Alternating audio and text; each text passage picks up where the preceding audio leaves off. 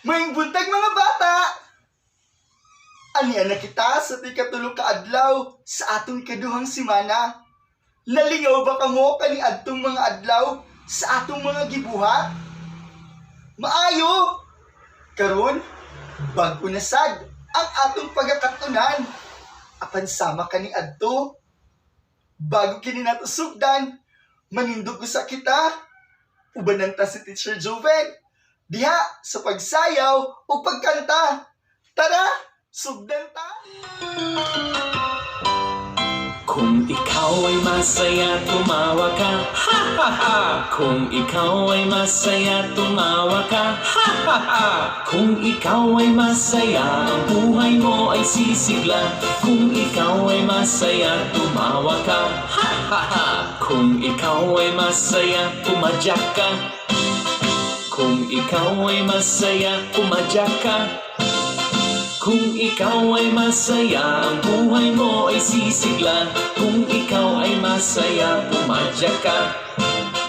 Kung ikaw ay masaya, pumalakpak. Kung ikaw ay masaya, pumalakpak. Kung ikaw ay masaya, ang buhay mo ay sisigla. Kung ikaw ay masaya, pumalakpak. Kung ikaw ay masaya, gawing lahat, ha ha ha!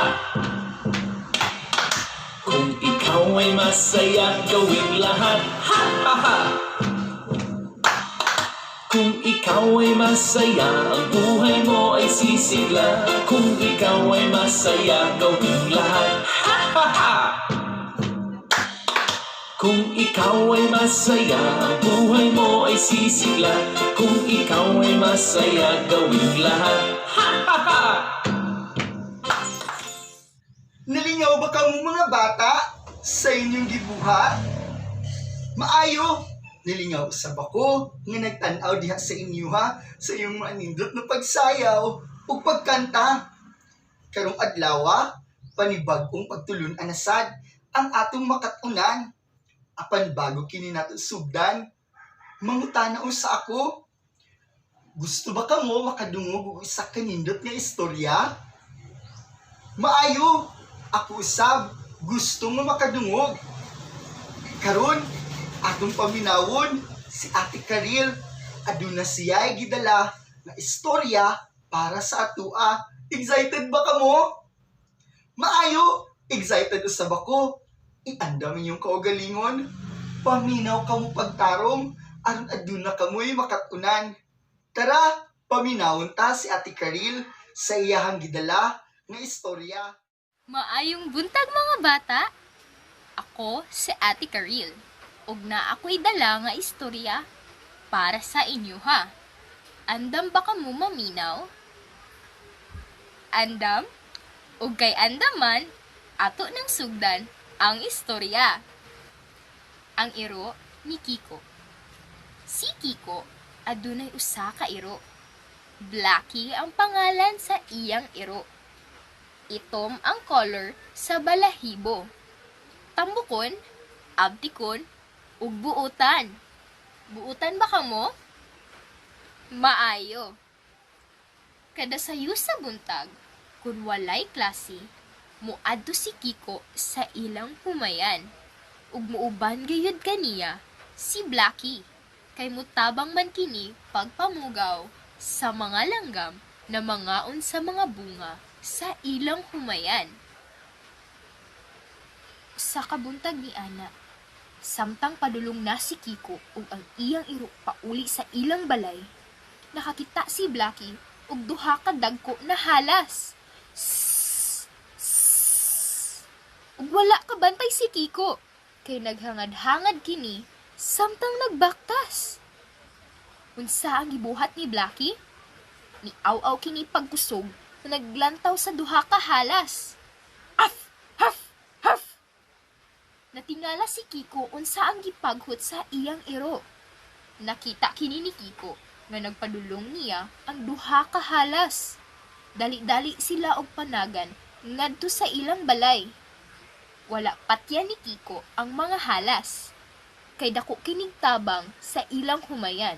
Kay mangaon man kini og mga ilaga na mga unusab ug mga bunga sa ilang humayan. Nagpasalamat si Kiko sa iyang iro kay nakasalbar kini sa iyang kinabuhi. Sukad ni adto kanunay na gayud nga muuban si Blackie kay Kiko ngadto sa ilang humayan. Mga bata, giganahan ba kamo sa storya karong adlaw? Maayo kung giganahan mo. Unta, naamoy nakatunan gikan sa istorya ni Kiko ug sa kamaayo sa iyang iro nga si Blackie. Padayon mo sa inyong pagtuon mga bata. Usab, ako sa Ate Karil ug ako nagapahinumdum sa inyo ha nga magbinuotan kanunay ug magtarong og eskwela. Salamat mga bata! Sa sunod na pod! Nalipay ba kamo mga bata? Maayo, nalipay isab ako nga naminaw sa istorya. Nagustuhan ba ninyo ang istorya? Maayo, di ba nindot kaayo ang istorya nga gihatag sa atoa ni Ate Karil? Maayo, apan, bago kini nato sugdan ang atong leksyon, mangutana usa ako, unsa gani ang nahitabo sa atong istorya?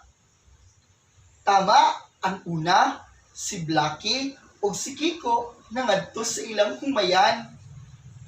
Ikaduha, tama, si Blackie nakakita og duha ka ihalas diha sa ilang pagpamauli.